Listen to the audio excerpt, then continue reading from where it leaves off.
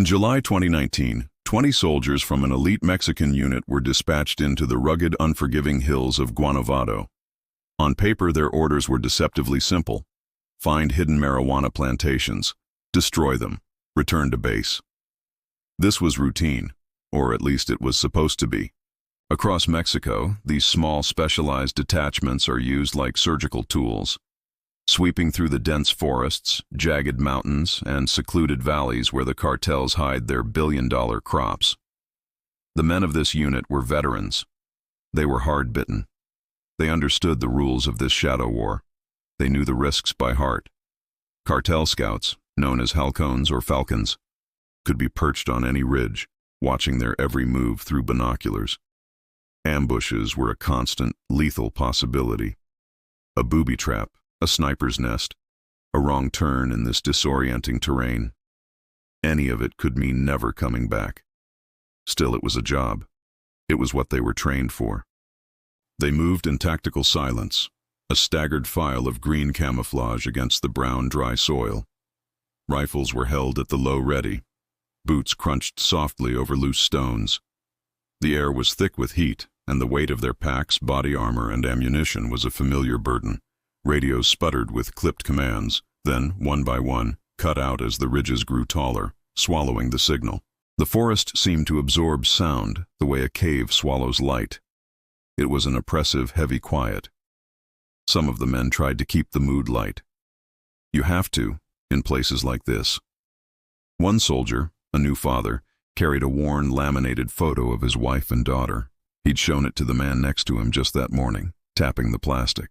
Be home in less than a week. He'd promised, more to himself than anyone else. Another soldier, a man who had seen too many of these patrols, joked about the rations. He called the packaged beans grenades for the stomach. The laughter was short. It was nervous. It didn't echo. Out here, nerves didn't last long. The land itself seemed to bleach them away. By nightfall, they had made camp near a dry creek bed. The setup was standard procedure, drilled into them until it was muscle memory. Tents were kept low to the ground. A discreet perimeter was marked. Guards were posted in rotating shifts. Everything was by the book. The commanding officer, a man respected for his calm, reminded them this was a simple job. In and out, he said, his voice low. No heroics, no unnecessary risks. But the land itself, the land seemed to disagree. As the last light bled from the sky, the forest turned unnaturally quiet, not just quiet. Silent. No birdsong, no crickets, not even the rustle of wind in the high trees. The silence pressed in on them, thick and heavy, like a physical weight. The men settled into their sleeping bags, rifles close enough to touch. The air grew cold. Then, sometime after midnight, it began. From deep in the forest, from a direction no one could pinpoint, came the first wail. It was a long, drawn-out cry that didn't sound like any animal they knew. It wasn't a coyote. It wasn't a jaguar. Some swore it was human, like the sound of someone being tortured, a sound of pure agony. Others shook their heads, their faces pale in the faint starlight. The pitch was too low, too guttural. It wasn't human at all. The sound cut off, leaving only the sound of their own hearts pounding in their chests. Minutes dragged by. A guard clicked his safety off, then on again. Then it came again, closer this time. The mission was supposed to be about crops, cartels, and hidden fields. But by the end of that first night, the soldiers already knew. They were not alone, and whatever else lived in those hills, it had no intention of letting them leave quietly. Morning should have broken the tension. It didn't. It only exposed how wrong everything felt. The sun came up pale and thin, as if it lacked warmth. It painted the hills in weak shades of gray and brown. The men marched in silence, the creak of their pack straps and the scuff of their boots the only sounds. Something was profoundly wrong with the forest. A single man noticing it could be dismissed as nerves, but all 20 of them felt it. No calls, no wings in the air, no scurrying in the brush. Even the wind seemed to have died, leaving the leaves on the trees perfectly still. This wasn't the peace of nature. It was the absence of it. It was a vacuum. The radio operator tried again, his thumb pressing the cracked handset. Sex, radio hum. A faint hum came through like a signal fighting to be born, a brief, tantalizing promise of contact. The men slowed, waiting, a flicker of hope in their eyes. Then the sound thinned, stretched into a high-pitched whine, and vanished. The operator cursed under his breath and wrote the hour in his log. 9, sir. Signal failure. There was nothing more to say. They followed a narrow path that twisted through the ridges. Dry leaves snapped under their boots, but the sound carried no echo. Each sound seemed to fall dead at their feet, absorbed by the thirsty ground and the silent trees. A young soldier, barely 19, whispered to the man in front of him. The forest. It's listening. No one corrected him. No one laughed. By midday, they found old signs of passage. These were the tracks they were looking for. Cartel trails. Faint ruts from mules carrying supplies. But the tracks ended abruptly, as if the operation had been abandoned in a hurry. Erased. The officer ordered them forward, faster now. He was eager to finish the sweep, to find the crop, and to reach the extraction point. The unease was growing, and finishing the mission was the only way out. The hills grew jagged. Stone, black and sharp, pushed out of the soil like broken ribs. The path wound past dark mouths in the rock. Caves. At first, they were small and low, little more than animal dens. But as they climbed higher, the caves grew larger, yawning black openings in the cliff faces. Some of the men turned their helmet-mounted lights briefly inside as they passed. The powerful beams were swallowed after only a few feet. A cool air drifted from the openings, and it carried the same metallic, coppery tang they had smelled the night before. The officer gave the signal to keep moving. "No detours," he barked. "No curiosity." But each man felt it. The caves marked the land like scars, and the air around them seemed heavier, colder. The column marched on, boots steady, rifles tight. No one spoke. The caves stayed behind them, watching, uncounted. By evening, when they finally set camp for the second night, no one mentioned the silence anymore. It wasn't something to describe. It was something they were inside of, as if the forest itself had chosen not to speak until it was ready. And ahead, though they couldn't see it yet, the largest cave of all was waiting. By the third day, their luck finally turned, or so it seemed. The trail bent through a deep ravine, and there it was. Small pumps hummed low, feeding a spiderweb of plastic hoses that vanished into the soil. It was exactly what they'd come for. The officer gave the order, and the work began. The tension of the last 48 hours dissolved into the familiar rhythm of labor. Machetes cut the thick stalks. Rucksacks of gear came off shoulders. Small explosive charges were set in the irrigation system and on the pumps. Within an hour, the entire crop was nothing but broken, wilting stems. By noon, fire rolled across the clearing. Black, oily smoke curled into the sky, so thick it seemed to blot out the sun before it disappeared into the higher ridges. The men stood back, rifles slung, sweat running down their faces, the heat of the blaze pushing them back. For the first time in days, shoulders eased. The job was done. "Couple more days and it's showers and cold beer," one soldier said, kicking at a smoldering stump. Another smirked, wiping his face on his sleeve, and no more grenades for the stomach beans. The laughter was short, but it was real this time. It was a release, a pressure valve for the fear they had been holding in since the first scream. But what happened next would change everything. The officer wasn't about to risk the obvious trail home. Cartel spotters, drawn by the massive column of smoke, could already be moving to intercept them. He ordered an alternate extraction route, one less predictable. The map traced it through broken hills and unfamiliar ground. It was safer from ambush, but riskier in terrain. By late afternoon, they were moving again. The forest closed in around them, the paths narrowing into stone gullies. And here and there, the cave mouths opened along the slopes. Some were no larger than crawl spaces. Others were wide enough to walk through without stooping. The men kept their eyes forward. But they felt the air change when they passed the larger ones. It was cooler there, carrying a trace of moisture, and the faint, iron scent they all remembered from the night cries. It was the kind of air that seemed to come from deeper than the earth itself. No one said anything. but each man felt it. The caves weren't just holes in the rock. They were thresholds, the kind you didn't cross unless you had to. The unit pressed on, dust rising under their boots, the smell of smoke still clinging to their gear. The plantation was behind them. The caves were waiting ahead. They picked the largest mouth. It was a strategic decision, born of exhaustion and a need for defense. The sun was setting, and another night in the open, with those sounds, was unthinkable. They moved in with the economy of men who had learned how to make shelter from rock and shadow. Stone offered 3 walls and a ceiling. It kept wind in sight from 3 directions. In a bad place, a cave is a shelter. In a worse place, it's a trap. The officer decided the trade was worth it. Everything that followed was efficient and familiar. Men set low-profile shelters against the stone, just inside the mouth. Sleeping bags were rolled out. Tripwires, strung with small, silent bells, were stretched across the narrow approach path. A simple early warning, just in case. 2 men stacked loose stones to create a short barricade near the opening. It was nothing fancy, only enough to slow someone down long enough to get off a clean shot.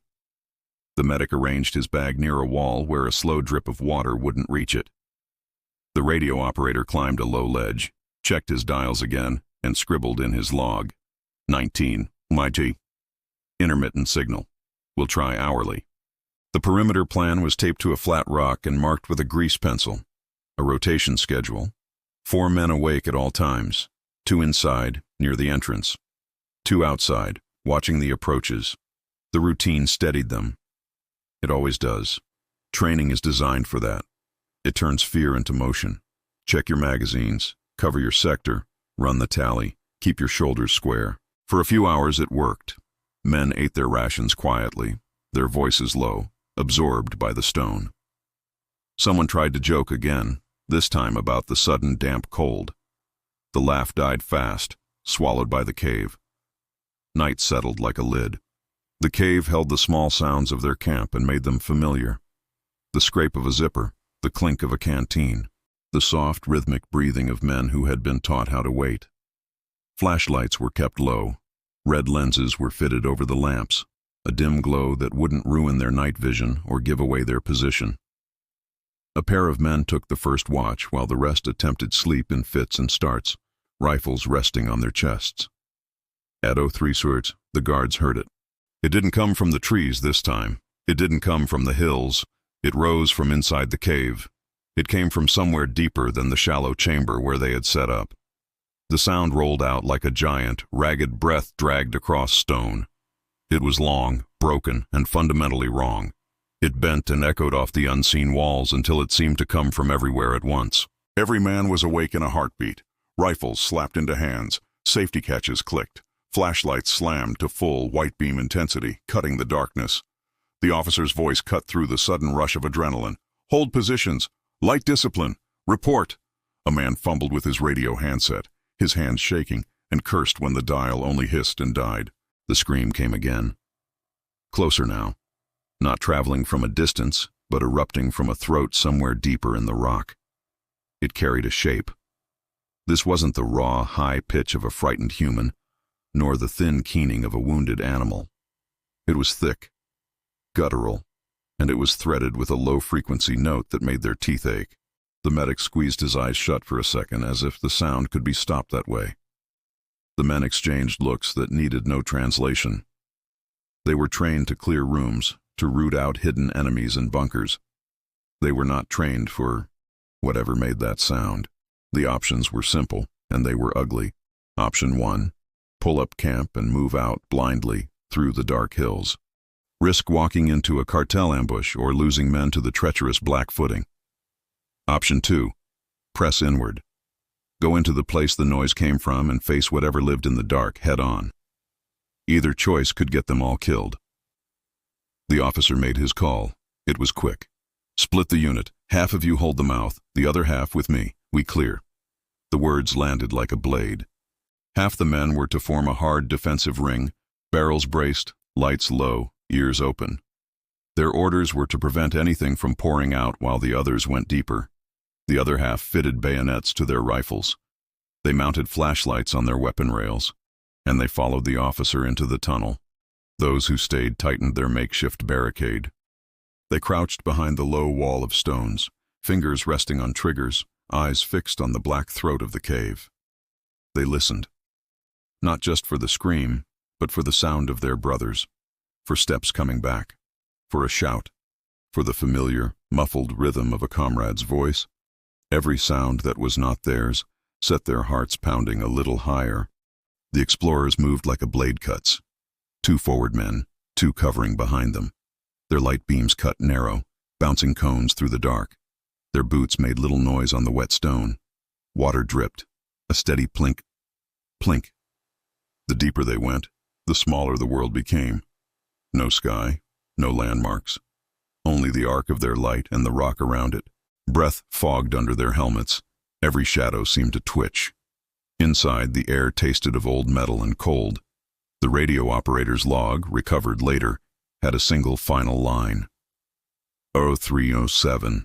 Noise from interior. Splitting unit. That was the last thing written before the first shot cried out. It would change everything. Back at the mouth, the men waited with the kind of patience that rots your nerves from the inside out. They watched the entrance like eyes on a clock, a countdown they couldn't stop. The tiny bells on the tripwire tinkled once as a breeze moved through. No one moved. Then, deep inside, the sound rose again. Closer, sharper. And this time, it carried movement with it. Something was answering the light. The deeper they pressed, the less the cave seemed like inert stone. It felt more like a living throat, swallowing them step by step. The beams of their flashlights swung in nervous, narrow arcs. They caught the glint of water dripping from cracks in the ceiling, the shine of mineral veins, the smooth, worn ribs of rock. Each circle of light was small, and it faded fast, leaving an oppressive, absolute blackness pressed in on every side. The officer moved at the front, his rifle high, his light steady. He was the anchor. Behind him, boots scuffed on stone, each sound magnified, echoing off the walls until it felt like 100 men were moving instead of just 8. No one spoke. The air was colder here, heavy with the same faint copper tang they had smelled on the second night. It clung to their tongues, made their throats dry. At first, there was nothing. Just the echoes of their own movement. The tension almost broke into relief. Maybe it was nothing. Just acoustics. Just the cave itself groaning under the weight of the mountain. But then a beam. A single beam from the point man, slid across something that wasn't rock. Hold. The officer's hiss was sharp. The light steadied. It was a patch of greenish-black surface. It was slick, and it was ridged. The soldier's hand trembled on the flashlight. At first, it looked like moss, or a sheet of wet rubber, until the ridges shifted. They were scales, layered like armor. The shape curved upward, then out, ending in a hand with long clawed fingers that were dug into the stone wall. The rest of it pulled free from the rock. Eyes caught the light, reflecting it back in a dull, oily shine. They were larger than human eyes, and they were black. Black from edge to edge. No whites, no iris. The jaw was long, lined with sharp, needle-like teeth that glistened with saliva. The head tilted, studying them, not with panic, not with fear, but with the cold, patient curiosity of a predator. Then 2 more shapes uncoiled from the walls. They had been there all along, pressed into the stone, their texture so similar to the rock that they were impossible to distinguish, until they moved. Scaled bodies, as tall as men but built with a dense, wrong-looking musculature. Their limbs bent with an unnatural, spidery speed. One hunched low to the ground, its claws scraping the stone. Another swung along the wall, climbing sideways, as if gravity were just an afterthought. For a few, heart-stopping seconds, both sides just stared. The soldiers, frozen in disbelief. The creatures, waiting. Then, one of them opened its mouth. The scream that poured out wasn't just sound, it was pressure. It vibrated through their chests, rattled their teeth, and bounced off the rock until it felt like the whole cave was wailing with it. Training snapped. It broke. The first shot cracked like thunder. SFX, loud, echoing gunfire. Muzzle flash lit the chamber in blinding white bursts. Bullets hammered into the scaled chests, heads, and limbs. Sparks flew as rounds ricocheted, whining off the stone, snapping back into the dark. The creatures barely flinched. One took a 5.56mm round full in the face. It staggered, blinked once, and hissed. The bullet had flattened, sliding off its dense hide like water. The men fired harder, a desperate, panicked barrage. Casings rattled across the ground. The narrow chamber filled with smoke and the smell of cordite, but the creatures came anyway. The first soldier to fall was yanked off his feet so fast he barely had time to scream. Claws, black and curved, punched into his shoulder and pulled him into the dark. His rifle clattered against the stone. A wet, sickening snap followed. Then silence. Another soldier tried to hold his position. He braced against the wall, fired short, controlled bursts, and shouted for the others to move. A blur swept in, low to the ground. The creature's claw raked across his midsection, and he folded where he stood, blood spreading fast in the beam of his own flashlight as it dropped to the floor, pointing at the ceiling. "Fall back!" the officer barked, his voice cracking. "Back! Now! Move!" But the cave had already become chaos. Lights swung wildly, beams catching horrifying glimpses of scales, teeth, dripping claws. The floor grew slick under their boots. Someone screamed a name, then fired blind into the dark. One of the creatures leaped from the wall, landing so close the impact shook dust from the ceiling. Another scuttled across the chamber's upper rim, silhouetted against their frantic lights, then vanished again. The survivors broke. They ran. Boots pounded on the wet stone, beams jerking across the walls, cutting only glimpses of what was chasing them. Behind them came the guttural roars, so close now it felt like hot breath on their necks. Another man went down mid-run, tackled into the dark by something too fast to see. His scream ended in a wet gurgle. No one turned back. The officer kept firing over his shoulder, short bursts trying to slow the pursuit. Sparks showered each time bullets bounced, but the creatures didn't slow down. The cave mouth appeared ahead, a pale, beautiful slice of moonlight framed by rock. The remaining men, only 4 of them left, poured toward it, lungs burning, ears filled with the pounding echo of their own retreat. They tumbled out into the night, shouting, weapons still raised, collapsing into the arms of the men at the barricade. The defenders sprang forward, dragging them behind cover, their own barrels aimed into the blackness. But nothing followed. The cave entrance yawned, silent, untouched, as if it had never held anything at all. The soldiers panted, hands shaking, some with blood that was not their own splashed across their fatigues. They barked half-formed orders, tried the radio again, shouted about what they had seen, and then the screams inside the cave stopped, cut clean, as though a switch had been thrown. The forest was quiet again, too quiet. The men at the mouth stared into that dark hole, rifles steady, sweat running down their temples. The cave gave them nothing back. No eyes, no movement, no sound, just silence. And somehow, that silence was worse. The survivors gathered outside the cave, their backs pressed against the cold stone, rifles still trembling in their hands. The disconnect was too much. Inside, a chaotic, lethal nightmare. Outside, a still, quiet night. They shouted over each other, their voices raw with panic. Some were begging for air support, others demanding artillery. "Fire on the mouth!" one man screamed. "Just close it!" Anything to erase what they'd just seen. The radio operator, his face ashen, worked furiously. He cycled frequencies, tapping the handset against his palm as if he could physically beat it into working. For long, agonizing minutes, nothing but static answered. Then, a crackle, a clipped word, and a signal, suddenly strong enough to push through. Unit Bravo, requesting immediate extraction. Multiple casualties. We are... He hesitated, his voice cracking. Hostiles, not human. He didn't repeat the last 2 words. He didn't need to. The officer seized the handset, forcing his own tone into something resembling control. He gave the coordinates, his voice flat. There was no acknowledgement, only silence. At first, the men thought relief had come. They looked up, searching the horizon, hope surging in their chests. A helicopter skimmed low over the ridge, black against the moonlight. It had no markings, no national colors, no identification numbers.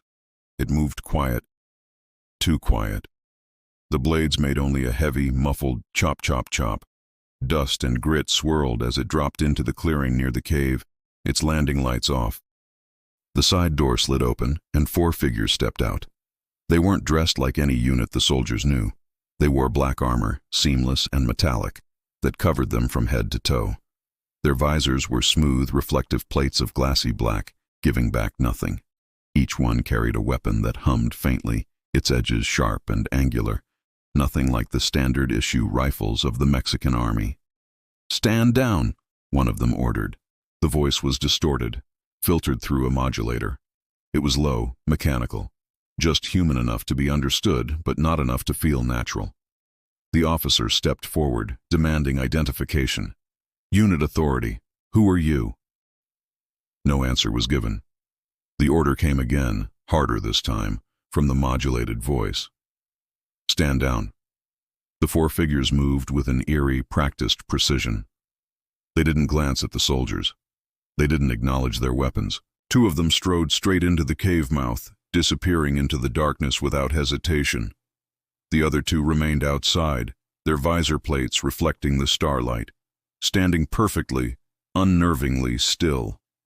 From inside the cave, the soldiers heard it again, the screams, but they weren't the same. Not as long this time. They were sharper, more desperate. These were followed by bursts of weapon fire. SX, strange, muffled thumps, zips. A sound unlike any gun they knew. Short, surgical, controlled. The noise cut off in seconds. Then, silence. The 2 operatives emerged, dragging something between them. The first body hit the ground with a heavy, wet thud. It was one of the creatures. Scaled, man-sized, reptilian. The second followed, its chest blown open, thick black fluid leaking into the dust. Even in death, their jaws hung open, teeth bared, claws curled as if ready to strike. The soldiers recoiled. Some crossed themselves, muttering prayers. Others simply stared, their minds refusing to process what was right in front of them. Proof. Undeniable. One of the operatives stepped closer to the officer. The black visor tilted, and the distorted voice spoke with a terrifying mechanical calm. "You saw nothing." The officer started to protest, his voice cracking with anger and fear. "My men." The operative interrupted, its voice flat. "This mission is classified under highest authority. You will say nothing." The operative took 1 step closer. The officer could see his own terrified reflection in the black visor. "We know who you are."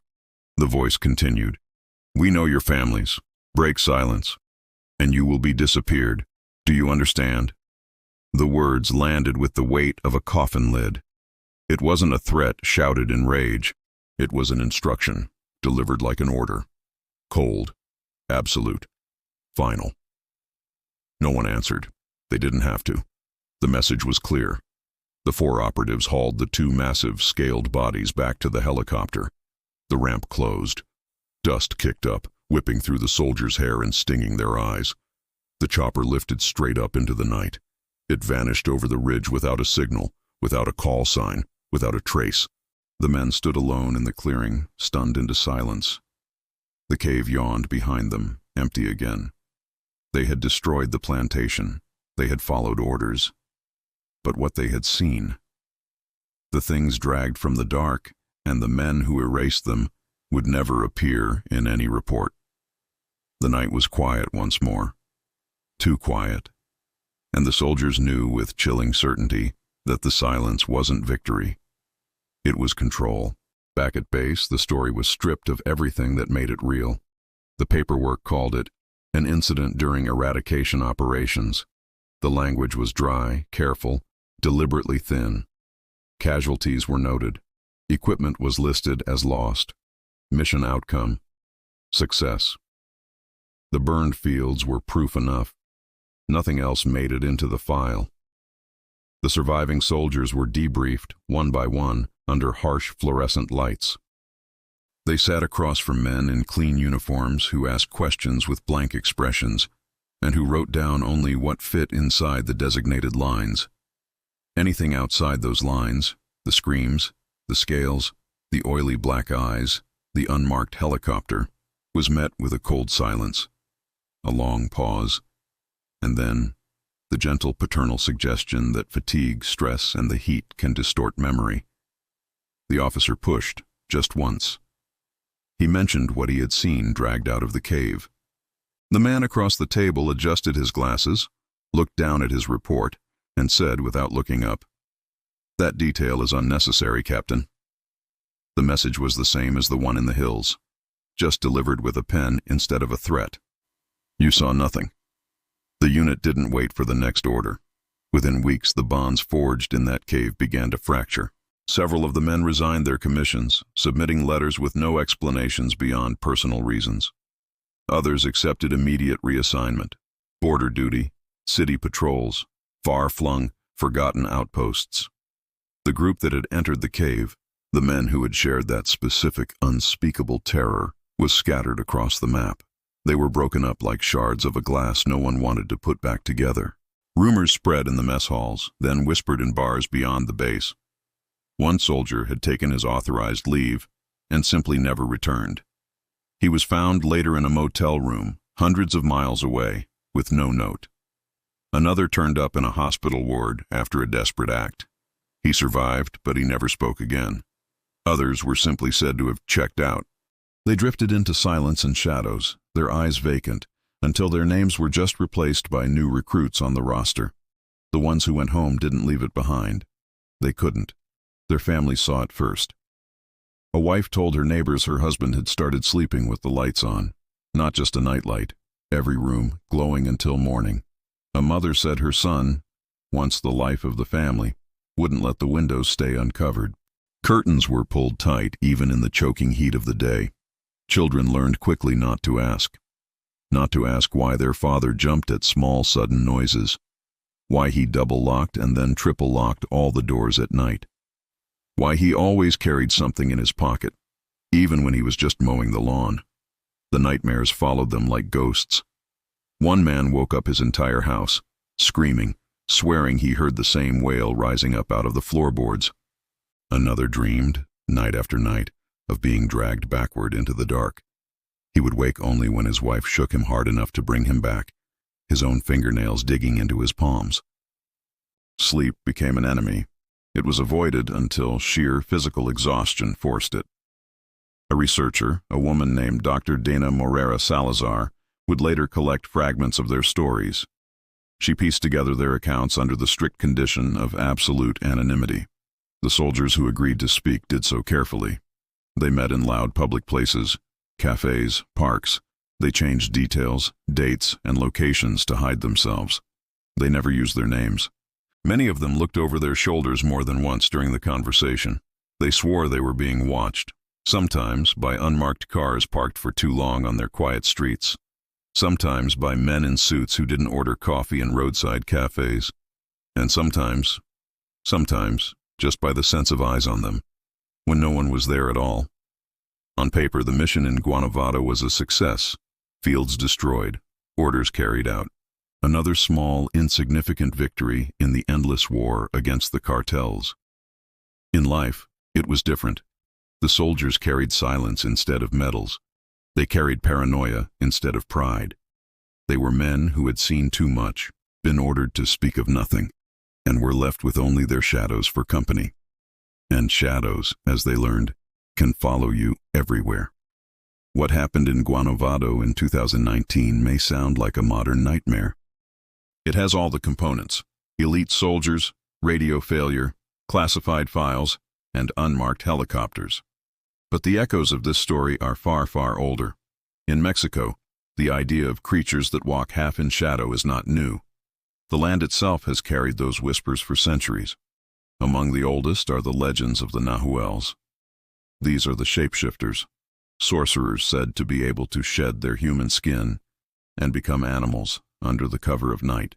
Some tales paint them as protectors of their villages, others as predators. For generations, farmers spoke of neighbors who could walk the village streets by day. then turn into jaguars or owls when the sun went down.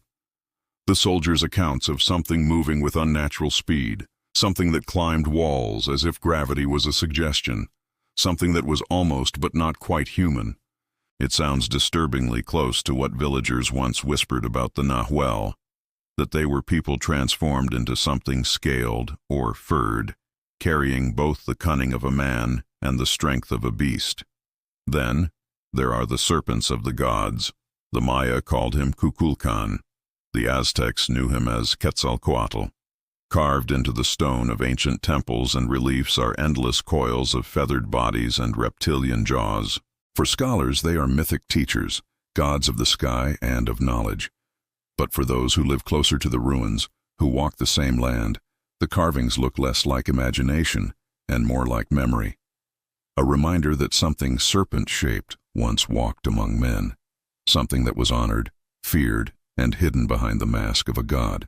The cries, the wails heard by the soldiers on that first night, call back to another story altogether, La Llorona, the weeping woman. Across Mexico, parents still warn their children not to answer if they hear a woman weeping near the water. The legend says she is a mother searching desperately for the children she drowned, cursed to walk the riverbanks for eternity. Her voice is an omen of tragedy, a sound that crawls under the skin and freezes the blood. The men in the Guanovado hills described wails that seemed female to some, inhuman to others, yet equally mournful and unearthly. To a soldier raised on stories of La Llorona, the sound of a tortured cry drifting from the darkness would not feel like fantasy. It would feel like confirmation. Confirmation that the old stories were still alive. And always, there are the caves. Across Mesoamerica, caves are more than just stone hollows. They are portals. The Olmec, the Maya, the Mexica. All of them saw caves as doorways to the underworld. They were places where gods emerged and where spirits returned. Offerings were left at their mouths. No one entered lightly. To step across the threshold was to cross into a world where the rules bent and where shadows moved on their own. The soldiers didn't just camp in a cave that night. In the ancient language of myth, they trespassed on sacred ground.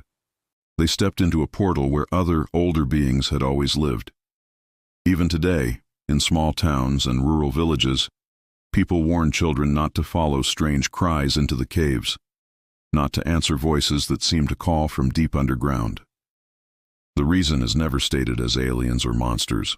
It's older and simpler.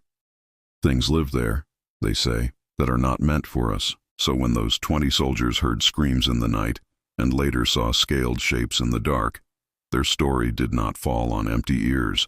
It slotted into a framework that was already waiting. Centuries of tales about beings that are part human, part serpent, part shadow. Maybe what they faced in Guanovado was new. Maybe it came from somewhere beyond the stars.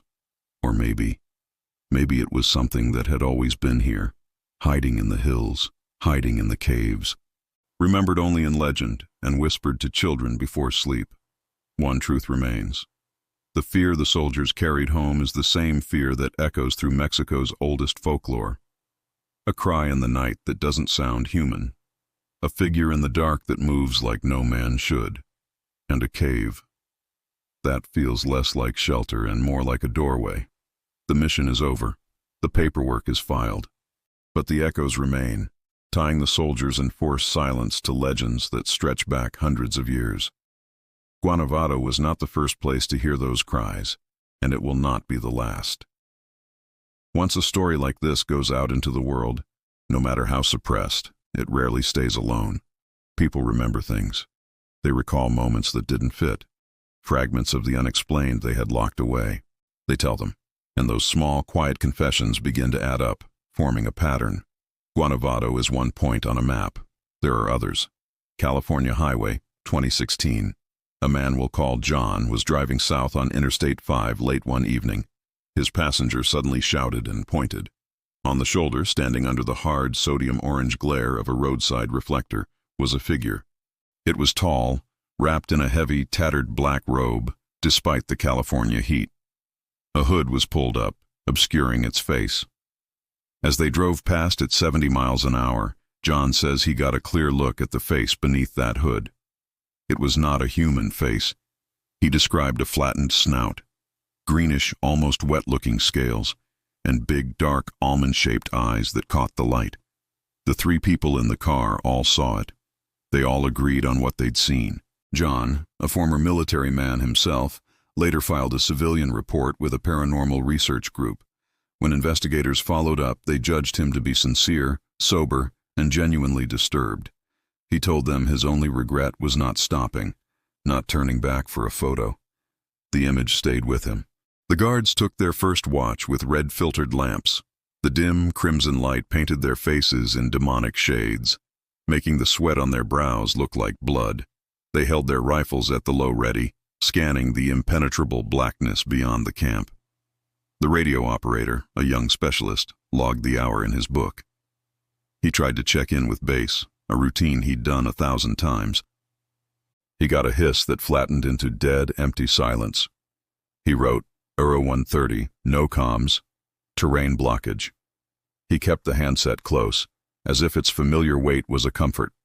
That first wail had cut the night in two. The time before it, and the time after.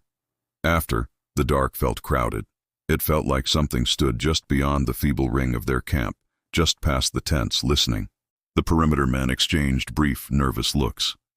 Their training hammered one thing into them. Hold, don't chase noise. Wait for the unknown to step into the light. It didn't. The cry came again. Longer this time, much closer.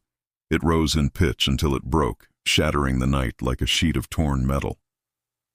The sound didn't travel the way sound should. It seemed to curve around the trees, as if it were being pulled by the stone of the ridges themselves. A guard on the north sector lifted a hand, palm out. Everyone froze. Somewhere past the dry creek, brush shifted, just once. A heavy crunch, then stop. There were no footsteps, no voices, just the undeniable sense of weight moving in the dark. The commanding officer kept his voice impossibly low, a sharp whisper that cut through the tension. No flashlights unless contact, no shots unless you are fired upon. He moved along the line, a steady metronome in a place where time itself felt warped and broken. Minutes stretched. Breathing became too loud. Eyelids burned, the men desperate not to blink. Silence returned. But this was a different kind. It felt thick, manufactured. A younger soldier, his face slick with cold sweat, started counting in his head to keep from shaking. 60, 120, 300. He lost track. The forest gave them nothing but their own pulse. At 02:14, the radio coughed, a sharp crackle, a clipped electronic syllable, then a sharp pop, like a cable being yanked from a socket. The operator frantically tuned the dials up and down, found a clean seam in the noise for half a second, and lost it. He didn't write down what he felt, that the interference wasn't terrain. It felt aimed. On the south edge, a sentry heard breathing. It was wet, close to the ground, and it was not an animal. He could feel the difference. He eased one step forward, his boot making no sound, careful not to snap a twig. The breathing stopped. He held still. It started again, behind him. He spun, his rifle sight slapping up against his eye, framing, blackness. Nothing there. Just the empty space where he had been standing. He stepped back into his own footprints, his heart hammering his ribs. He didn't move again. At 03:02, the wails split into more than one voice. 2, maybe 3. They weren't calling together. They were answering each other, a complex call and response that echoed across the trees with no perceptible delay. Human voices carry edges, pleading, panic, hesitation. These carried none. They were clean, empty. They were purpose without emotion. "Hold for light," the officer said. It was the only correct decision on paper. It also turned the remaining hours until dawn into an agonizing test of will. Every tiny sound felt like a trap, one that would spring if someone so much as breathed wrong. A smell crept in around 03:30. It wasn't vegetation. It wasn't decay. It was damp stone and old copper. The medic checked their small stove and fuel containers. Nothing was leaking. The air itself carried it.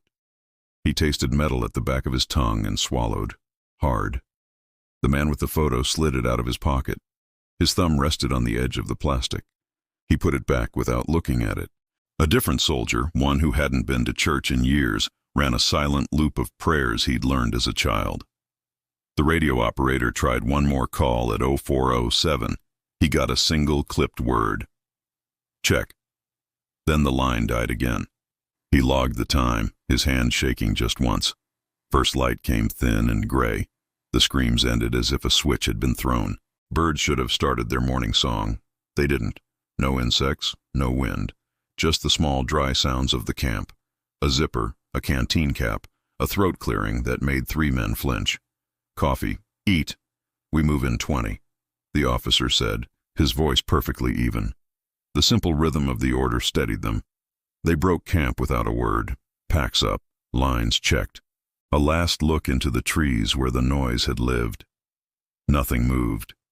They filed onto the goat path. Single file. Rifles quiet. Boots marked the dust. The radios stayed dead. The forest watched, and it said nothing. By the time the sun had cleared the ridge, they had all agreed without needing to speak. Whatever had cried in the dark was still out there. It hadn't shown itself. It hadn't chased. It had only told them one thing, clearly and patiently.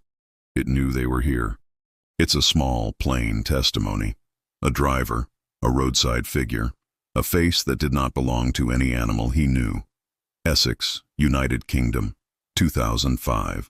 A different kind of sighting came from a garden in Essex. A man stepped outside late at night to put out his trash, and he froze. Up in a large oak tree at the edge of his property, something tall was watching him.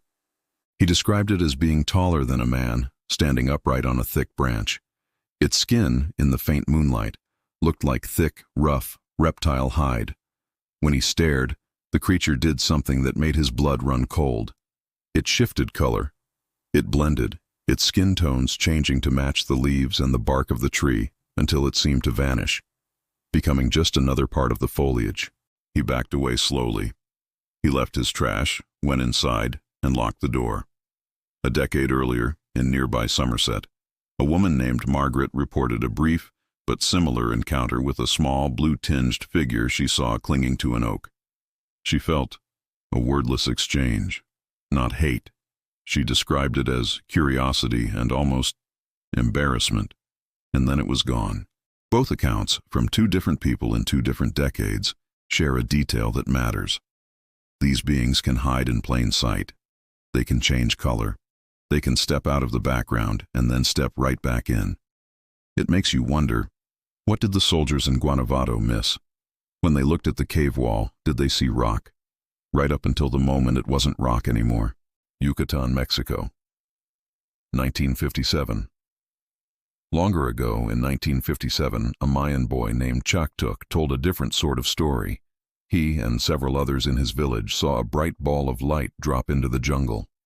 They went searching, expecting to find a crashed plane. They found not a crash site, but 2 red eyes, glowing above them in the trees. The thing that leaped down was described as large, powerful, and frog-like in its skin. After that night, the searchers, all of them, fell ill for weeks with high fevers and painful rashes. It was a physical toll that turned the sighting from a strange memory into a permanent warning. Whether that sickness was a coincidence or a consequence is still debated. The memory stays, locked in local oral records. Elders still tell it as a warning. What do these small echoes share? Look at these 3 reports, side by side with the Guanovado incident, and certain lines stand out.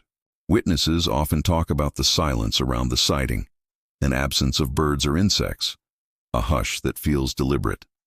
Several describe a smell, damp stone, metal, something like old copper. The beings often appear without a clear approach. One moment, there is nothing. The next, a figure is standing in the open. They vanish just as oddly. A color shift, a slide into the shadows, a leap, and then gone.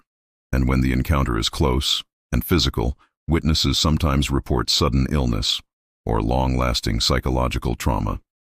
None of these accounts proves the Guanovado story. None of them belongs to the same night or the same place. But together, they sketch a shape, Scattered reports from different decades, different cultures, and different climates that all echo one another in small but important ways.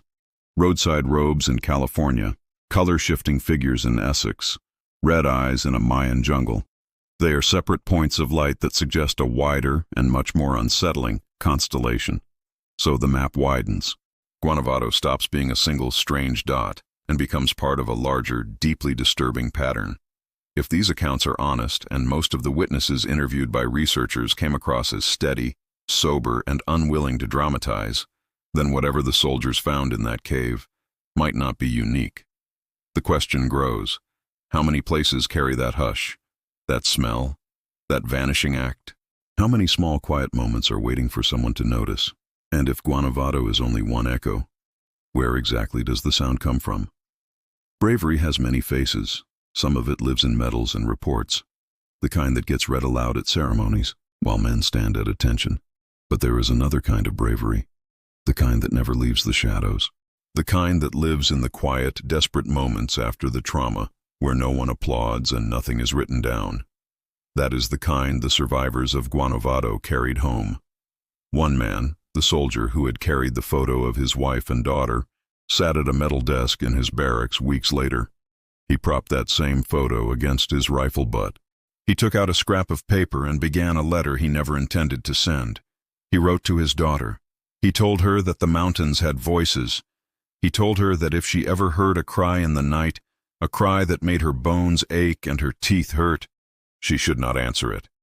He told her to go inside, to lock the door, and to turn on the lights. He folded the paper, slid it into an envelope, and tucked it into the back of his body armor. It stayed there, like a hidden wound, carried through each subsequent assignment. The edges curled, the ink blurred with sweat. Another soldier never wrote a word. His ritual became prayer, though he confessed to Dr. Salazar that he no longer believed much in God. Not after that night. Every night, lying in his bunk, or later, in his bed at home, he counted his breaths. 4 seconds in, hold for 4, 4 seconds out, hold for 4. On the 5th breath, he pictured the cave mouth. He pictured it closing, stone grinding against stone, sealing the darkness inside. On the 6th breath, he begged for silence. Not with words, but with a desperate, crushing weight of thought. When sleep finally came, it didn't come as rest. It came as a fall. A third man built habits he could never explain. Habits that drove his family crazy. He stacked books against the latch of his bedroom window.